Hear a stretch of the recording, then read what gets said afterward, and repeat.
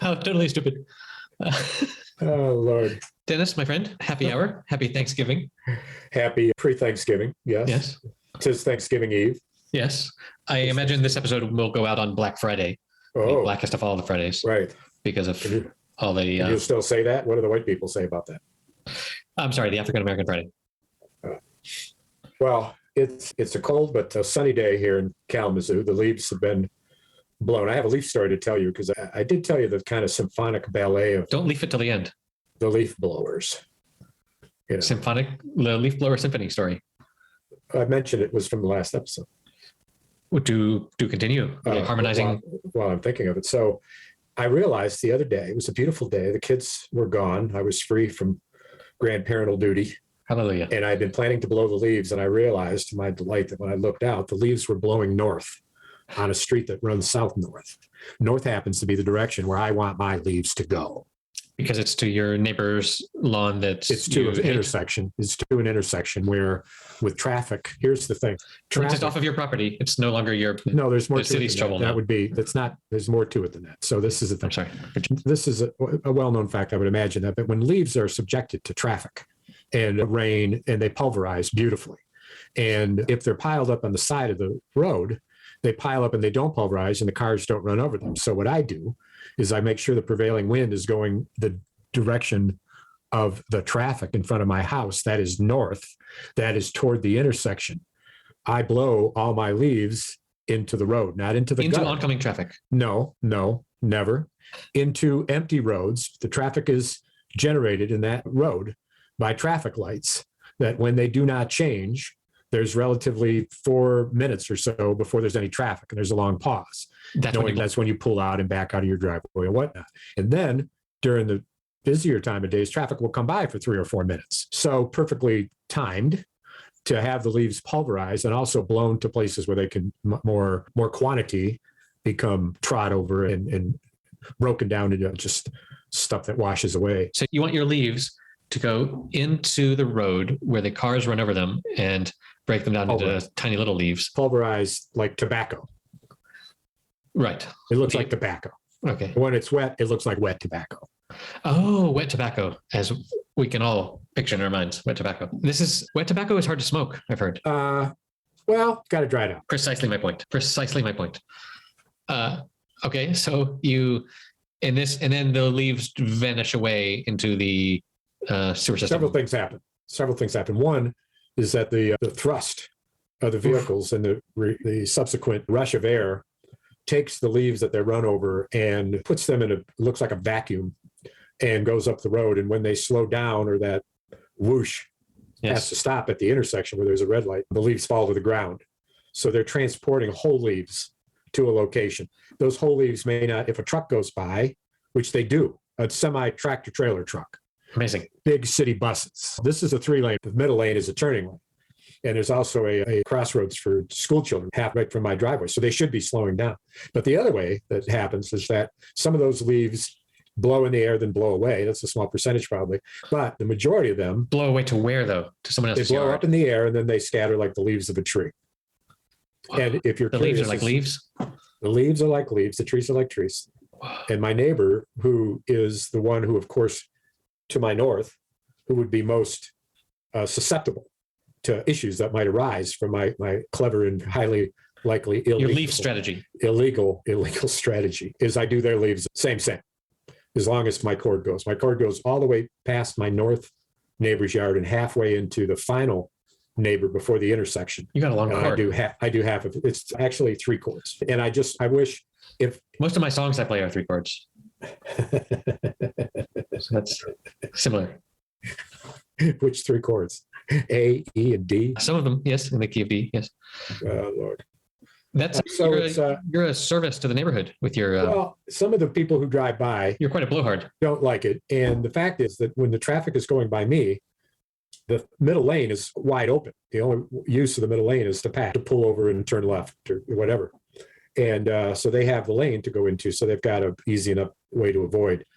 I'm clearing out the first lane, blowing the leaves into the second lane, and they're in the third lane even if they are in the third lane, they catch the leaves that are in the second lane because of the vacuum impact of the whoosh of the car. And when they go through there, the whoosh lasts a while.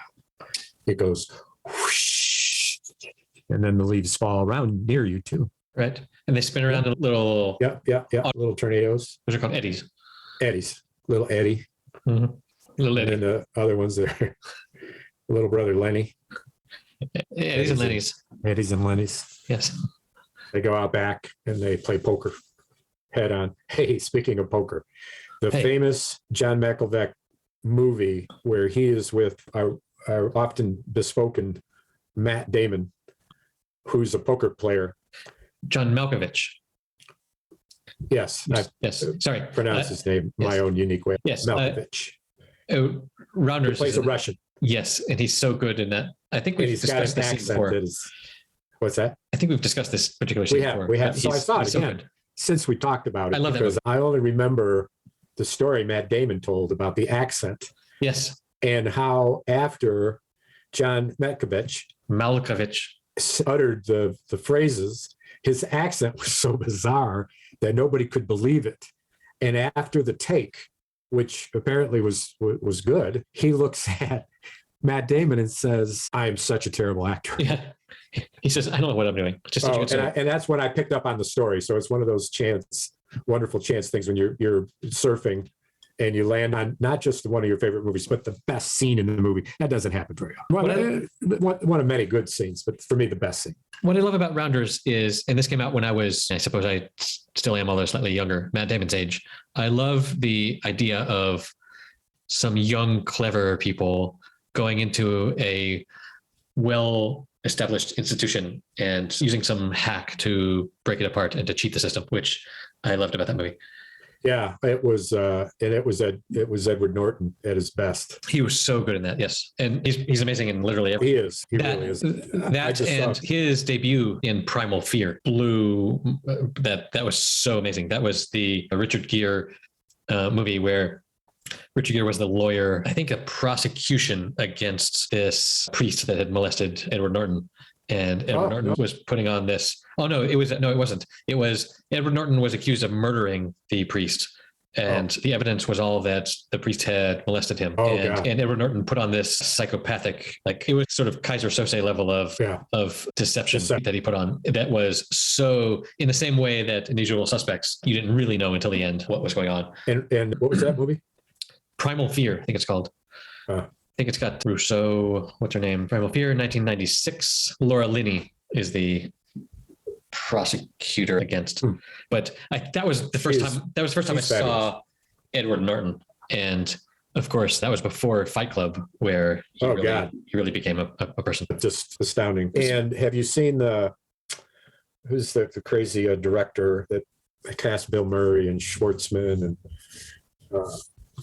has just come out with a new French Dispatch? Wes Anderson. Yes. Wes Anderson. Yeah, really. He is a frequent actor in his shows. And so one that is so bizarre that is about two wayward scouts on an island.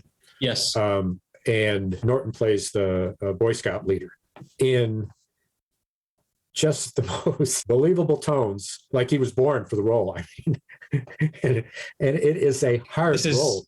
Moonrise Kingdom is the thing you're thinking of. Yes, very good, that movie. I heard an anecdote the other day about, we talk about actors and acting and stuff, and apparently Gene Hackman was interviewed more or less at his peak. He was huge in the 70s and 80s, and then in the early 90s or something, he was really super, super famous. And someone asked him, how are you such an amazing actor? And he said, look, I've done this enough times.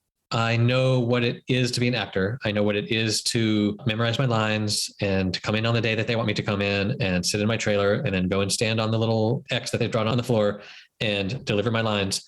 And I've done this enough times that nothing surprises me, such that I'm not nervous about it. Like your first time actors are there and they're like all nervous, like they want to do really well, but he's done it enough times so that he gets there and he gets the right tone of voice and he says, go get those son of a bitches or whatever. And he said, that's really all it is. If you're comfortable in doing that and you look unfazed when you're doing that, later when people watch you on the screen, they think, oh, what an amazing actor. Like, he's such an amazing actor. And Gene Hackman says, look, I don't know what the fuck I'm doing. I just have done this enough that I can get up there and I can do what they ask me to do in such a way that I'm not nervous that I'm going to fuck it up. Right. And that's why. And that's all it is. That's all it is. That's a wonderful story. That's a wonderful story. And he doesn't believe that he's this amazing person, but he can stand and deliver a line. Right. And that's what it is. So I thought that was pretty funny. And he, bless his heart, he did an amazing feat of retiring. Like, he could still be making movies like Morgan Freeman and those people. Yeah. And 10 years ago, he was like, nah, that's enough. I have enough. And his Wes Anderson movie was one of his last. If you looked at his filmography, you could probably figure that out. But I thought that his role at his age, so perfectly cast in the Anderson flick, the Tenenbaums, yes, the Royal Tenenbaums, that might have been one of his last. But I think he might have done a Western after that. That was one of his last. It was his last? It was one of his last. And this is, look, I said 10 years ago, of course. The rule for people my age and older is whenever you think a thing is 10 years ago, you have to double it. So it was actually 2001 was Behind Enemy Lines and the Royal Tenenbaums. And then he did Runaway Jury in 2003, and then one more movie in 2004. Runaway Jury. Who was the other lead in that? The other lead in that's John Cusack and Rachel Weisz and Dustin Hoffman. Dustin Hoffman. He was who's the drunk lawyer? I think so, yeah. But yeah. I guess his puppet. Or he is Cusack's puppet. Jury selection. Something like that, yeah. It's been a long time. But yeah, that's since Runaway Jury, 18 years. Wow. You're right. Wow. He's like this. But yeah, that's his idea, to just be like, okay, I'm done. You're telling me Royal Tenenbaums was 20 years ago plus? Exactly 20 years ago. Oh my God. Yep. Where does time go? It goes into... Time goes out, slipping into the future. Whoa. Yep. Time keeps on slipping. Fly like an eagle, baby. I want you to fly like an eagle. To be free, fly like an eagle with a great big beak like me. I want to fly. Well, Gene Hackman was born in 1930. So he's 91. I loved him. Yep. I loved his acting. He was always good. Yep. So we have a Western to talk about that I've seen. Oh, we do. The News of the World. I watched. Yes. You recommended that, and I found it in the Flicks of Net, and it's over 2 sittings. I watched the whole thing, and it was good, man. I think you're on record as saying that you would like to live in the Old West. Like you like that world. And no, thank you. There's something in the heart of the American soul that is the Old West. It's I make my own rules. I do whatever the fuck I want. I've got a gun in my land and I'm going to do whatever that persists to this day, that doesn't exist in Europe or Asia or other countries. It's this fierce independence, and I make my own rules that the Old West inhabits. It just allows it allows the worst of humanity to win. That explains why I want to be in, because I know that's a club that would have me.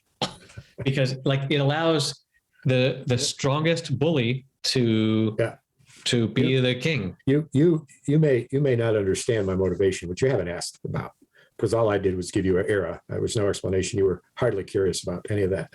But the motivation is somewhat about what you say. But I want to live in the Old West because I want to be rich. And I think that was a really good time to make that happen.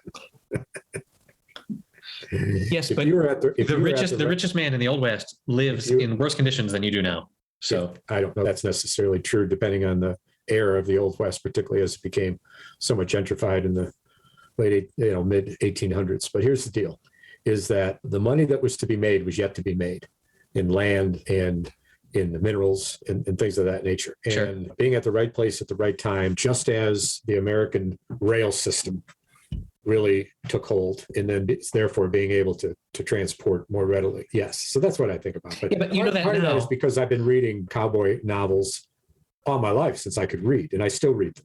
Larry McMurtry is my favorite cowboy writer in the world. And some of his stuff I've read it 4 and 5 times. So there's all that part of it too. And so my depth of my swath, if you will, of during that whole era of the West being wild and less wild, et cetera, of all the things I've read, I've seen all sorts of bits and pieces of it and long strings of it. It's a broad view. With that, I see myself in this la la land of being in that swath, if you will, that vein that ends up being at the right place at the right time and being able to bonanza. Yeah, that's a bit like how, because all we read about in the past are the famous people in the royalty, whenever you ask someone about their past lives experience, they're always like a princess or something. But wouldn't it be, and I know you have some past life stories, but we'll leave that aside. But I don't know.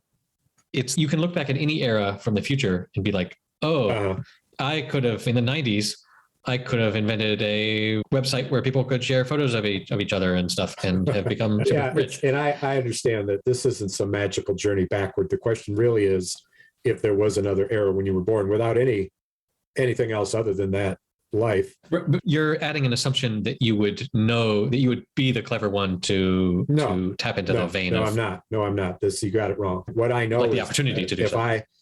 If I and my being, all of my characteristics, my skills, my habits of my being is there, I know that I will make it happen to be at the right place at the right time. I know it because that is my destiny. Nice. It's your destiny. Your identity. Yes. It's super libertarian, right? Hang on. Sorry. Thank God you can edit. I'm sorry. What just happened in the edit was that I saw that you have a ponytail. What about that? Well, I haven't cut my hair since COVID, so I keep it out of my mouth. Okay, then we'll leave that where it is. Hey, so I did my research on. Hold on. Let's stick with the Western, world, news of the world. Oh yes, that's how that all started. This, to sidestep one more time, you've seen Westworld, right? Yes. So that's the sort of, it brings out the most malicious bullying nature of anyone sort of feeling that I get about the Wild West movies.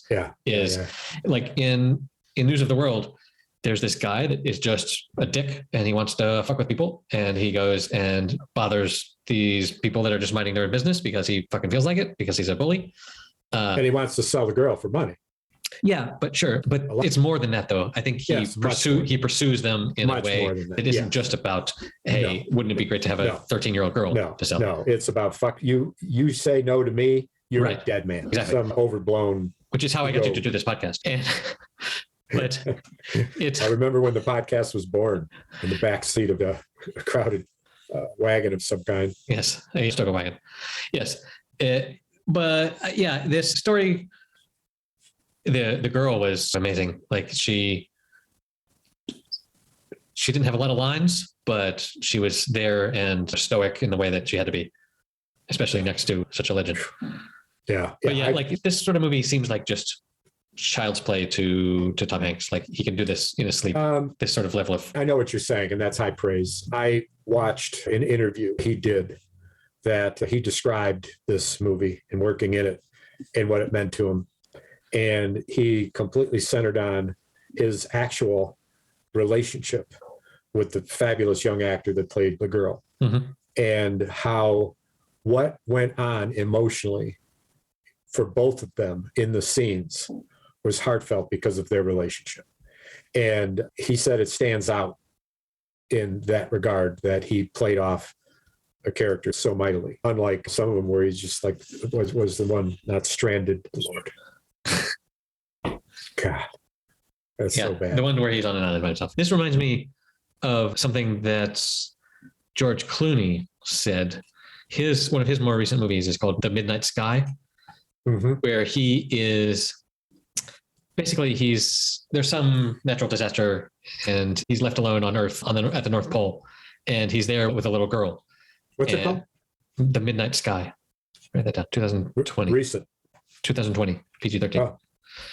And he talks about, in interviews, his relationship with that girl and how that, in the same way that you're saying, they developed this emotional connection that is what made the movie what it is. It's actually startlingly similar to. Did he direct this? Probably. He likes to do that sort of thing. Director George Clooney, yes. I've read of it. I don't know. Didn't you have homework to do? I have lots of homework. The George Clooney, Wherefore Art Thou? I've seen that before, but not since you told me to see it. But no, I have my homework is the Australian show that I can't yet download. Wakefield. Oh, and I'm caught up, and I will tell you this: I am riveted. But enough of that, because you haven't seen it, and let's move on to something else you haven't caught up with, which is that I just saw the latest episode of Succession. Yes, and it is the best acting I've seen in a television series, comparable to Scenes from a Marriage and some other stuff like that. And was because one of the things they're doing, what these billionaires are doing, is they're meeting in these wonderful, gorgeous resorts to pick the next president of the United States. Oh, really? Based on the amount of money they have, it's who the big and who's going to support who, and all the candidates are there and they're wooing.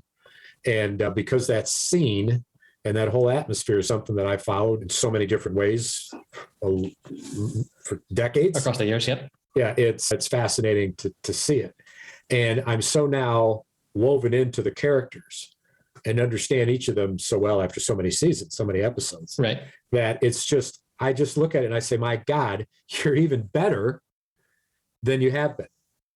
Karen McCulkin, you need to see, when you watch Succession, like you may do anyway for some movies. I watch a lot of stuff with the words on the screen, whatever you call that. What? Subtitles, closed captioning? Subtitles, yes. And what I loved, I saw this last episode twice, and one of my favorite scenes that I needed to watch again was Roman, is his character's name, yes. And he's in the bathroom with a particularly vile candidate, and they're getting ready to go back out in the other room where they're talking about who the next president is going to be. This guy wants to be president. And the language that he uses in this, two actors on the screen for minutes and minutes, and back and forth, the dialogue for him is something that I want you to see so bad, because in fact, you should take a picture of it and we should talk about it, because these phrases he uses really should be dissected the way that he talks. I'll leave it at that. More homework for you, inclusive of watching all the episodes up until the last one. So yeah. Quit working so much. I wish you spend way too much time with your family and watch more TV. Indeed. Hopefully with this holiday weekend coming up, I might be able to escape some more. I have a movie that I've heard about that is on HBO Max, at least in the States, called King Richard. Have you heard of this? King Richard. I've heard of the movie, but there's probably 3 or 4 of them. But like from the name, you can't possibly know what it's about. It's starring Will Smith, and it's about tennis. It's a look. The summary is, it's a look of how tennis superstars Venus and Serena Williams became who they are after the coaching of their father, Richard Williams. Played by Will Smith. Presumably, yeah. I've heard a lot of praise for this movie, particularly that however they did the tennis scenes are very, like, it's good tennis, like strokes being played. How you watch a movie about golf and Rodney Dangerfield is out there and he's never really played golf and he's just attempting to play a golfer. But apparently however they did it, either with really training the actors or with CGI or something, they did a really good job with the sports aspect of this. That is homework for both of us. And that is, say it again? It's supposed to be on HBO Max, King Richard. Oh, right. That should be interesting. Hey, speaking of sports. Remember how last week I told you that I was going to go and play golf on the beach? I saw the pictures. Yeah, I was so impressed with the pictures. It was a lot of fun. The one with the golf ball and the water, the bay, and the island in the background was just... Wasn't that lovely? Spectacular. I was so impressed. So we showed up there. The tee off was at 10 a.m.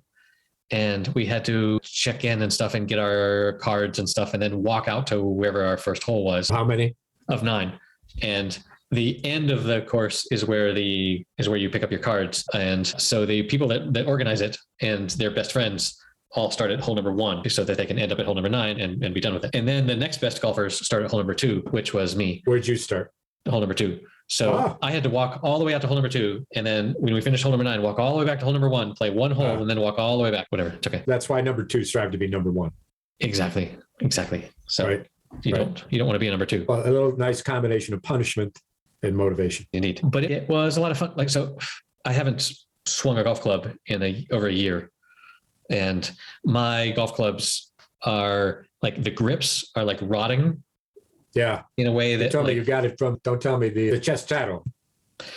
The very, very good. The Trastero. Yes. And so like, I need to get them fixed, but I didn't have time for this event, but anyway, it was okay. It's all right. Why didn't you put some tape on them? I could have, but again, who cares? And it was, so use irons. Yeah. The longest hole was 170 yards. And again, they're all measured in meters. So whenever I get to the tee, I have to tell my phone, hey, what's 110 meters in yards? And it says 121 yards or whatever. Right. And then I know. But it was weird because you're hitting towards the water and there's a bunch of dry sand that you have to clear. And then there's a bunch of sort of soft, moist sand that if you land in, you're going to be in Typical trouble. Beach, in other words. And then it's the hard sand. And if you land on the hard sand, it's going to roll for fucking ever down into the water. Not all the way to the waves, but toward the water. Towards the water, to the little puddles of water. And so your goal is the moist sand before the hard sand. But then there's a lot of luck involved. Like sometimes you hit it and it bounces just the right way into the hard sand such that it rolls to the hole and stops there. Did you do that? A couple of times. The first couple holes, I didn't have my groove and I was struggling, and the balls would go left and right, but more or less the right distance. Sometimes one I like with if you hit a pitching wedge and you cut it really thin, it goes low and far in a bad way. But then on the longest holes, the 150, 160, 170 yard holes, I hit really good shots that like looked like I knew what I was doing. And using what? 5 iron? Between 6 and a 4. Yeah, that'd be 5. Just saying. The average was a 5 iron, yes. And on those holes, those were the only holes that I parred, were the longest holes. They're all par 3s, but those were the only holes that I had strokes on, because I was narrowed down to a handicap of 3 for this particular tournament. And so those ones I got a birdie, and it was scored with Stapleton system, which means that those were 3 points. And then I got another one where I had a bogey, it kind of just 1 or something. I don't know, but awesome. It was a lot of fun. And people participated. So there were 10 threesomes. So I guess 30. There were 2 that started on the first hole. And what was the reward? What was the? There was a little trophy and bottle of wine and a bottle of olive oil, because we're in Spain where there was a trophy. But so what did you place? I did not place. I was in the middle, but not at the end. Out of 30. Out of 30. So I will say 17. Because in spite of the pars you made, the others not so much. Yeah. In the other holes, there were some times when like a 3-foot putt was like 3-putted and stuff. And what were you putting into? A regular size golf hole in the wet sand? A regular hole. The flags, we are told to not touch the flags, because if you move the flag, then the hole moves and then the sand gets undone or whatever. And the rule is that you can't use your putter until you're inside green that is like drawn but with spray paint around the hole. I've seen that in pictures. So most of really only the last shot is with a putter, and the rest are this year. I thought, I'll be smart. I won't take any. I remember from previous years that a 3-wood is a pretty nice off green putter when you need just a putter. Yeah. I used a 3 iron for that sort of thing. But anyway, it was okay. It wasn't. But you had fun though. I'm pleased with my performance after such a long time of absence. Right. So that's my conclusion, and it was good. So yeah, I envied your weather, and your place is such a beautiful coastline. That weather, I can't wait to be there. We had the most beautiful weather, the most beautiful, perfect weather. I was in short sleeves in November, and then immediately the day after, it started raining, and it's going to rain for 5 weeks. So we just got so lucky. And that was a super low tide because it was the day after the eclipse in the US. Right. Super full moon. So that was awesome. It was fun to do and to get out the old sticks and smack a ball around. I battered down the hatches here. I'm now ready for winter with the various beyond the leaf blowing, the all the toys, the children's toys and the swimming pool stuff and the lawn furniture all has to be covered and dry. And it all fits in your new shed? I've got a shed, a storage area, awning area. The lawn furniture fits perfectly stacked up under the awning, which is 2 open sides. And then the back of the shed and the back of the storage shed, beautiful little space. And once I put the stuff in there and cover it with the tarp, it's completely out of harm's way. Beautiful. And then the storage on the area is plenty. Then my shed and my garage, which I straightened out. I've been a little obsessed with getting things organized, but I got to be ready for winter because so many years, never ready for winter. Go outside and there's some lawn furniture in the snow. You're always the ant, never the grasshopper. But now after 67 winters, starting to say, hey, I wonder if you should maybe get ahead of this just a little bit. Indeed. Get the check out the snowblower before it snows, which I did. I did a nice job. I got pictures of it in case you want to see. We used to do a favorite photos. Implement or a favorite tool. What's your tool of the week? Tool of the week. Leaf blower. Not snowblower, leaf blower. Leaf blower. Although only a fool would use 3 long cords. But GC&D, man. They make them motorized that you put on your back like a backpack, and it looks suspiciously like Ghostbusters. But the power is greater than what I have. The ease of use is wonderful. Dexterity, mobility is 100%, as opposed to cords. You can blow anywhere. You can blow about anywhere. So I'm thinking about it. But anyway. You could walk into a bank and just start blowing money everywhere. Turn it on and let the people, that would be cool. It's say, this is for you, everybody. Stand still. Then you jump on the other side and tell everybody to open up all their money. Right. You leaf blow it, and the clerks can get the money too. Indeed. It's even the bank they can share. So nobody blows the button. No. Let's all share in this wealth. Let's Bonnie and Clyde this motherfuckers. Let's get this shit done. Let's take the money and run. And everyone will shout out, the insurance company will reimburse them.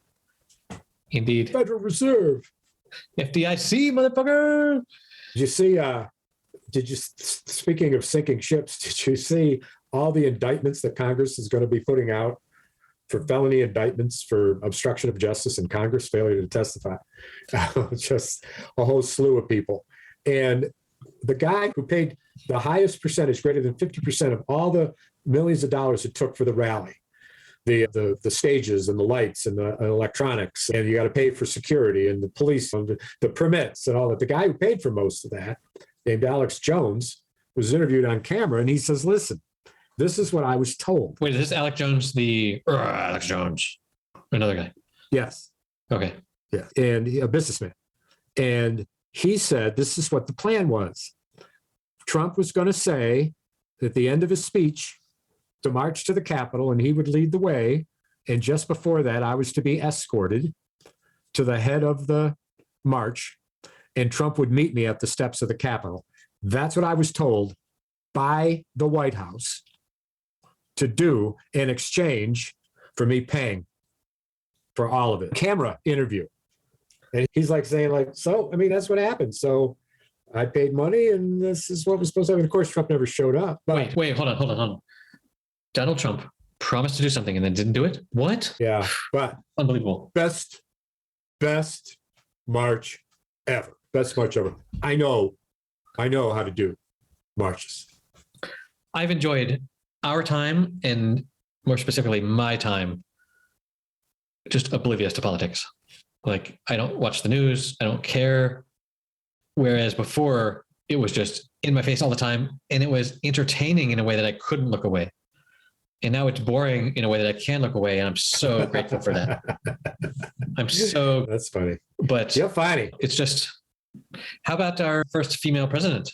Oh yeah, 40 minutes? That was amazing. Given the way that her record is playing out in the White House, it's likely to be the only time she was ever president. She is doing nothing whatsoever to make anyone think that she could be president of the United States. Nothing. She's being interviewed. She doesn't know what she's talking about. She tries to make light of stuff. She gets stuff wrong. All right, let's start our politics corner here. Tell me about what our VP is up to. This is what I've been reading, and it's easy enough to find it and read it, but it's the fact. I don't want to. They won't even let her do live interviews. It's she was being interviewed by none other than the freaking NBC icon, African-American interviewer in primetime television. I'll think of his name in a minute. But yes, Lester Holt. And he's as nice as he can be.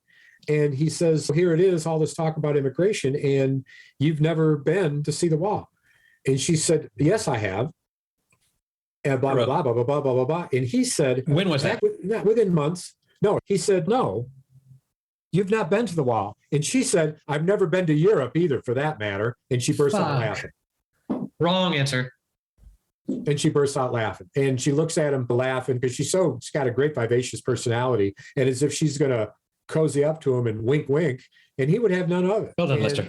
There was this other interview where she completely screwed something up. And when she went to Paris recently, where she was with the first gentleman, she has been to Europe. You're seeing some good press about him and the way that he handles things. And they wanted to do a press conference. And the French press were like pissed. They're like, what the fuck? You're the vice president of the United States of America, the first woman president, come over here, and you're not doing a fucking presser? I mean, what? And she had some access to the press, but it was a snub. And it was like, how could you be so fucking stupid? You know, you could piss off a lot of people, a lot of countries. Don't piss off the French. No. They're never going to forget about it. There's no evening the score. There's no rehabilitation. You're done for the rest of the history of the Republic. You're done. Well, they were the best that we could come up with. And well, listen, all I'm saying. So how worried are you about 2024?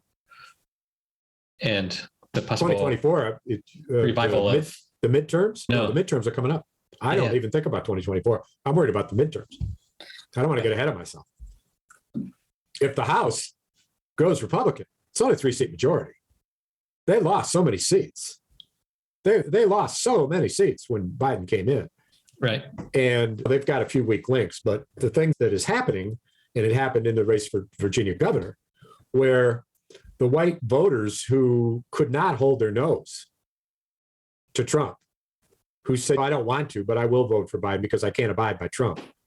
Those people were not convinced that they should have that attitude about the Republican candidate for governor. Right. And so he wanted handling, which the opposing party of who wins the presidential race has won the governor's election, which happens every year in Virginia. There's no 2 terms, there's only 1 term for decades, for 40 years. That whoever the president wins, the governor is another party because it's a yin and yang of it. So this kind of worrisome thing about Biden's agenda, which will squeak by with the Senate approval of the next multi-trillion-dollar bill, which they cut in half from $3 trillion to $1.5 trillion. And there's different senators who could stop stuff, 2 Democrats, particularly Manchin from Virginia, who has a 67% approval rating in Virginia compared to Biden's 34. Joe Manchin doesn't care about Joe Biden. It isn't like he's going to, it is, wow, it's good for me politically. It's not, but he's a Democrat and he's loyal, but he's got nothing to gain. And so he is largely responsible for the House cutting the $3 trillion bill in half because he said that would be a good starting point. So what's happening in the Republic is so astounding. But my point is that this may be the last chance, because if the House goes Republican, which oftentimes it has in the off election year, doesn't matter. Obama got his ass kicked. Bush got his ass kicked. Yep. Clinton got his ass kicked. Everybody gets their ass kicked because that's what happens in the midterms. It's the pendulum. Yeah. You said you were going to do these great things. You haven't fucking done half of them. Fuck you. Congress hasn't let you normally, but yes. And so that means that shapes the 2024 election in a way that the worry meter is higher or lower. Depends on what happens. But the thing is that there's an absolute tie in the Senate. That won't stand, Wade. That's going either way. That won't stand. So the slim vice presidential vote, 1-point margin they have in the Senate is so delicate that one way or the other, it's going to change coming up. And that's why 2024 is, let's see what happens. Let's see what happens.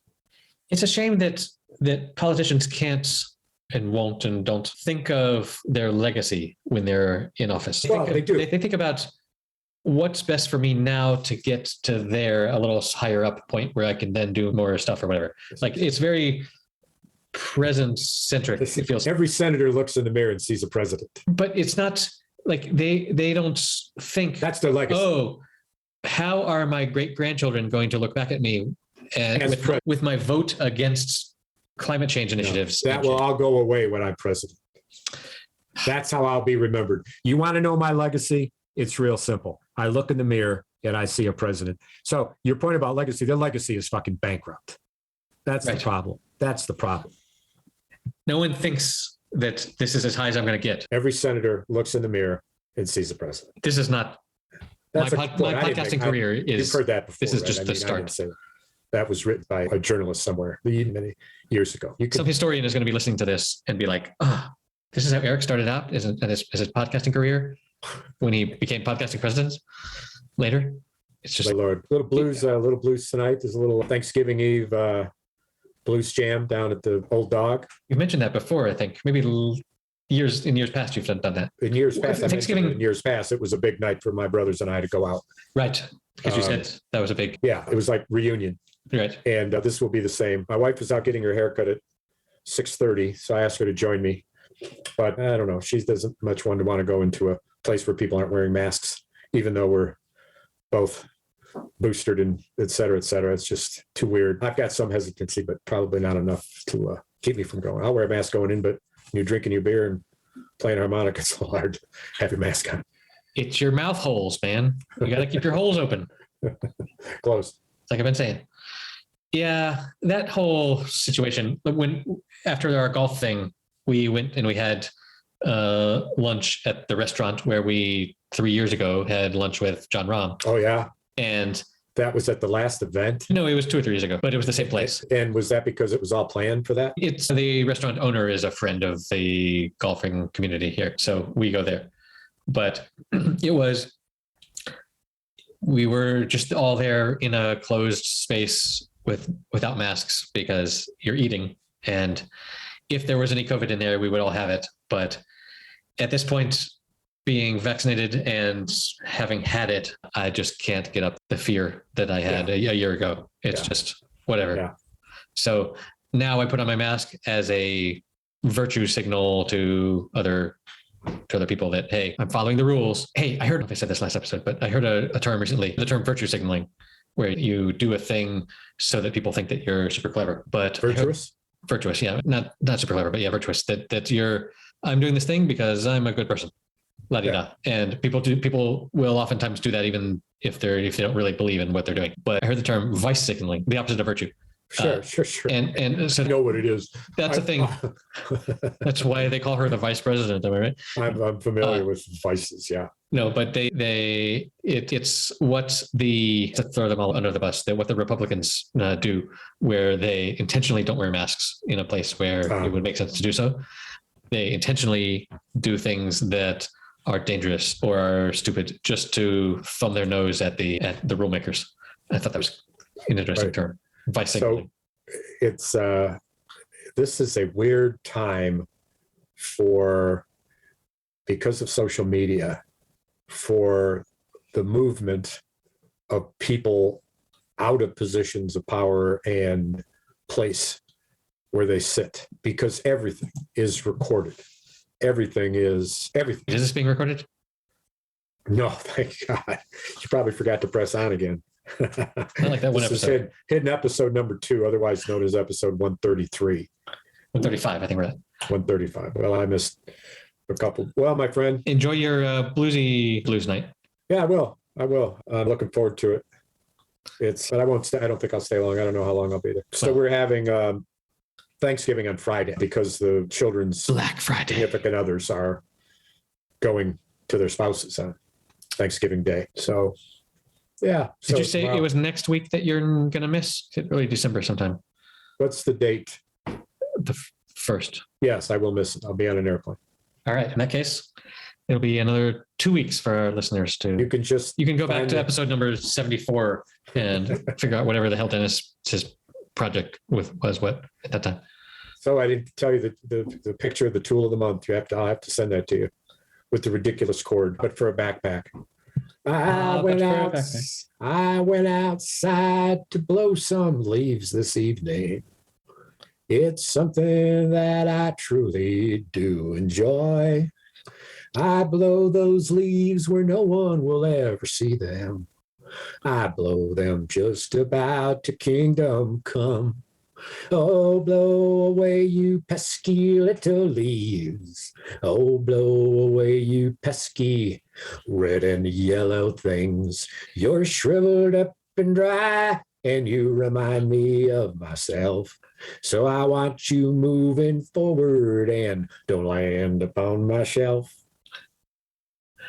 Myself and my shelf. Solid rhyme. Solid rhyme. See how that worked? Yes. See how that worked? I took a photo the other day of my bookcase and I called it a shelfie. That's pretty good. I'm glad you were clever one time before this thing. Can we turn this thing off now? Before this thing ended.